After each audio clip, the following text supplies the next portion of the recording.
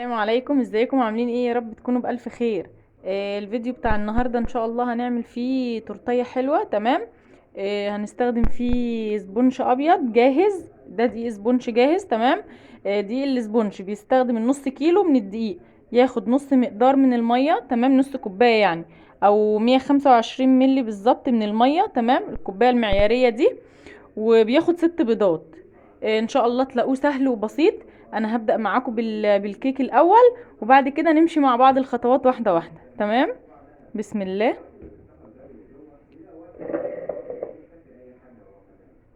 طبعا ده ينفع يتعمل في العجان، او تضربوه عادي بالمضرب الكهرباء. انا هشتغل بالمضرب الكهرباء عادي. بسم الله. عندي 6 بيضات اهم. طبعا انا عشان في الشتاء فعارفة ان البيض تمام، وفي نفس الوقت انا جايباه من مكان كويس. بسم الله. بصوا، مفيش اي مشاكل، كله مع بعضه. البياض والصفار كله، مش هنفصل حاجة.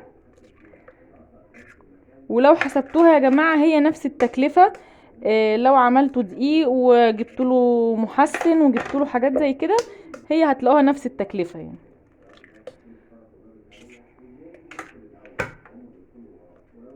تمام. اهو ال6 بيضات.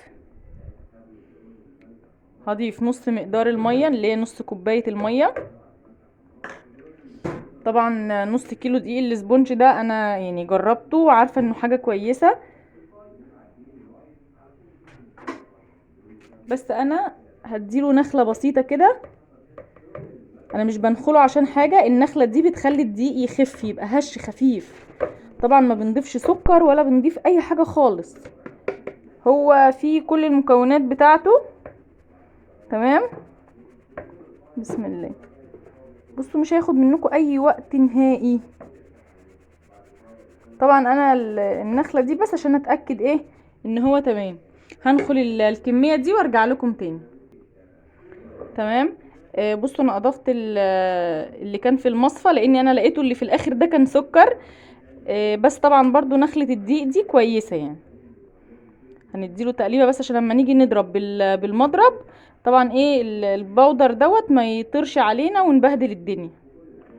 ما تخافوش يا جماعه، هتطلع جميله جدا وان شاء الله تطلع كويسه معاكم. هي كل حاجه مع بعضيها كده، بس هتطلع جميله ان شاء الله.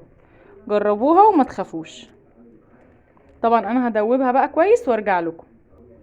بصوا كده، بعد ما دوبت البودر يعني في البيض والميه، هبدأ بقى ان انا اخلطهم. بسم الله.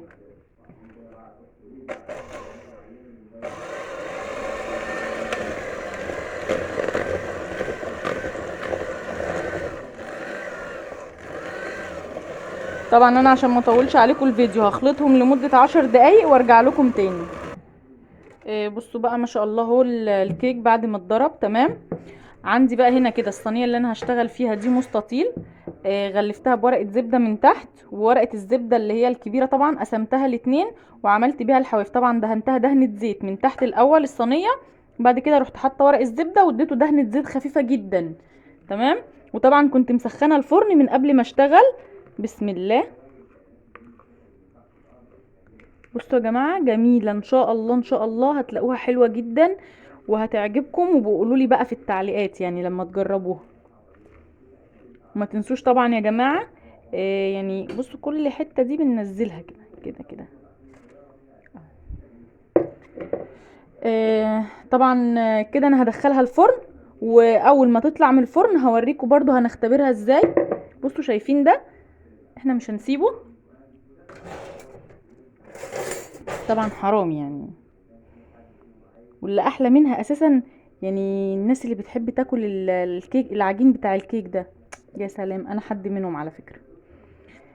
تمام، اهي بالشكل ده. هدخلها بقى الفرن. الفرن كان سخن اهو. نهزها، مفيش اي مشكلة يا جماعة، ما تخافوش. هدخلها الفرن، ولما تخرج من الفرن هوريها لكم بنفس الشكل اللي انتوا شايفينه ده على طول.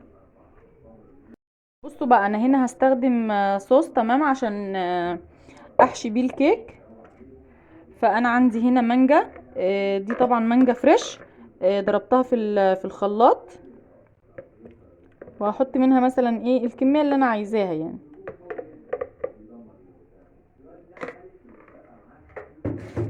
وهستخدم لها السكر طبعا حسب الرغبة. طبعا ما يستحسن ما يبقاش مسكر قوي. طبعا هنحط كمية السكر اللي احنا عايزينها. كل واحد برضو شايف الكيكاية قدامه، يعني انت شايفة الكيكة عاملاها قد ايه. ده حوالي مثلا ممكن يكون نص لتر من المانجا الخام. تمام. يعني انا يدوب زودتها حبة مية صغيرين خالص وضربتها في الايه، في الخلاط. وعندي بقى هنا ده جيلاتين، هنزل بمعلقتين كبار كده. دي معلقة صغيرة، يعني معلقتين منها بمقام معلقة كبيرة، يعني هحط 4 معالق من دول. تمام. عشان انا عايزاه يبقى كريمي كده، يبقى قريب من الجيلي، فاهمني. بس وهدوب الجيلاتين مع المانجا كده، وهرفعهم على النار. تمام. هرفعهم على النار لحد ما يستووا مع بعض ويتجانس مع بعض المانجا والجيلاتين. تمام. هوريهولكوا بقى في الخطوة اللي جاية لما نيجي بقى نفرده على الكيك، يعني تمام، نحشي بيه الكيك. بصوا بقى اهي الكيكايه بعد ما خرجت من الفرن، تمام، بالشكل اللي انتوا شايفينه ده. طبعا الفتحات دي انا كنت بختبرها، واللي واللي في النص دي برضو بسبب الاختبار. تمام. طبعا بقى ايه، بصوا اتشالت سهله ازاي. بصوا بصوا بصوا، ولا اي مشكله.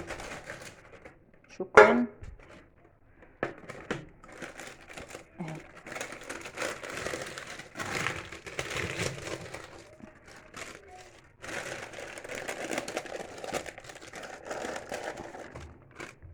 تمام. بصوا اهي. طبعا انا هسيبها تهدى خالص ومش هعمل فيها اي شغل. تمام. وبعد ما تهدى خالص كده هرجع لكم بقى نشتغل فيها مع بعض. بصوا بقى الكيك كده بعد ما بردت تماما، انا قسمتها عشان تبرد كويس. ده كده النص اللي تحت، وده اللي ايه اللي كان وش الكيك. طبعا انا حطيت ده على الصينيه اللي انا هقدم عليها وهزوق عليها. تمام. هنا بقى محضره شويه ميه بسكر. تمام. هديها كده ايه، رشه خفيفه يعني مش كتير. ده كده محلول ميه بسكر وفيه ايه، سنه فانيليا.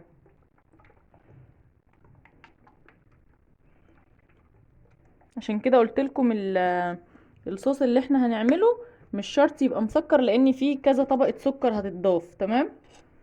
دوت اهو صوص المانجا اللي احنا عملناه. تمام. ده شكله. هنزل بيه هنا كده وهفرده.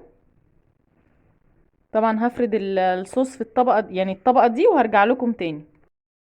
بصوا كده بعد ما حطيت الطبقة بتاعت المانجا، كان عندي قطع برضو مانجا في الفريزر، بس انا عملتها بيوريه شوية ورحت حطاها زي ما هي كده. بسم الله.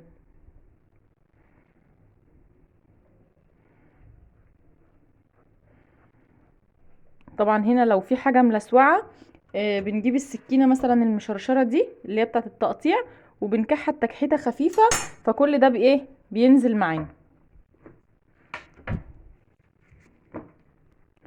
بصوا بقى انا عملت صوص الشوكولاتة ده زي النوتيلا كده، بس انا عملته اقول لكم عملته بايه بالظبط.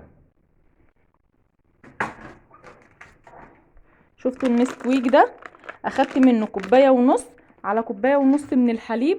تمام. وحطيتهم في الخلاط، ورحت نازلة عليهم بكوباية الا ربع من الزيت. تمام. بس بخيط رفيع بقى، بقت ايه بالشكل اللي انتوا شايفينه ده. وسبتها في التلاجة شوية. طبعا هو الصوص خفيف، انا عاملاه خفيف، عايزة اغطي بيه الكيكاية كلها. يعني هو لو نزل على الجناب مفيش مشكلة، وانا كده كده عاملة الصينية ليها حواف، فمفيش حاجة هتتبهدل يعني. هجلسها بقى بالصوص الشوكولاتة ده وارجع لكم تاني. بصوا بقى الكيكايه اهي. تمام. بعد ما جلستها بالشكل ده دخلتها التلاجة شوية عشان خاطر الشوكولاتة تمسك فيها حبة. عندي بقى هنا اي صينية او اي قالب عندكم. انا عملت فيه كيس جيلي. تمام. جيلي ده فراولة. هو المفروض كوباية مية، يعني اللي هو ربع لتر. مج مج مية سخنة، وندوبه كويس على النار او مية مغلية، وبعد كده نحط مج مية ساقعة. انا طبعا عشان عايزاه تقيل شوية فعملت مج ونص بس، يعني اللي هو مقدار بدل ما احط نص لتر عليها حطيت ربع لتر و125 ملي. تمام. طبعا عشان ايه تجمد بالشكل اللي انتوا شايفينه ده، هبدأ ان انا بقى ايه اقطعها كده ايه تقطيعات عشوائية. طبعا هنا انا عاملة الكيكاية دي اقتصادية، مش مكلفة ولا اي حاجة. هو ممكن بس النسكويك لو مش عندكم مكانه كوباية سكر مع نص كوباية كاكاو مع مقدار ونص من اللبن زي ما قلت لكم. تمام. سكر بودر. تمام. انا قطعتها كده بقى، هبدأ اطلع المكعبات دي. بصوا بقى، هجيب اي سباتيولا كده ولا اي حاجة، وهبدأ ان انا اطلع الجيلي ده. يعني ايه، احاول اطلعه مكعبات، فاهميني؟ بالشكل اللي انتوا شايفينه ده عشوائي، انا مش عامله له تقطيعات زي ما قلت لكم اهي، بشكل عشوائي كده زي ما انتوا شايفين. وهبدأ ان انا اضيفه هنا على الكيكايه. بس خلوا بالكم عشان خاطر ايه ما يتزحلقش يعني. اهو اهو. بصوا انا عاملاها قطع عشوائيه اهي. طبعا انا هخلص تزيين، هضيف الجيلي كله هنا وهرجع لكم تاني. بصوا بقى كده ده شكلها النهائي. تمام.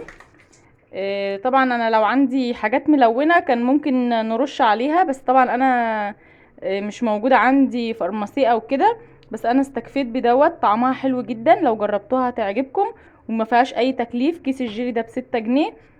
شوية كاكاو وشوية سكر برضو مش هيكلفوكوا اي حاجة، وشوية زيت. تمام. نقطعها بقى،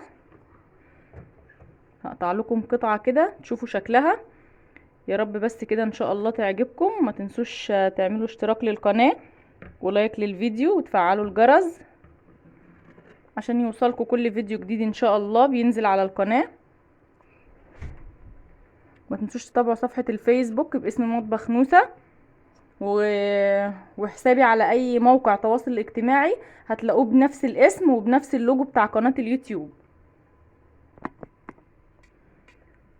بصوا بقى اهي من جوه طرية وجميلة جدا. بصوا القطع بتاعتها حلوة قوي. طعمها كمان حلو جدا، مش مكلفة خالص يا جماعة والله. هتعملوها بأبسط التكاليف ان شاء الله، وانتوا تقدروا تعملوها بأقل من كده كمان. بس طبعا انا استخدمت الجيلي عشان عندي الولاد بيحبوه، والشوكولاتة برضو. تمام. يا رب الوصفة تعجبكم. والسلام عليكم ورحمة الله وبركاته.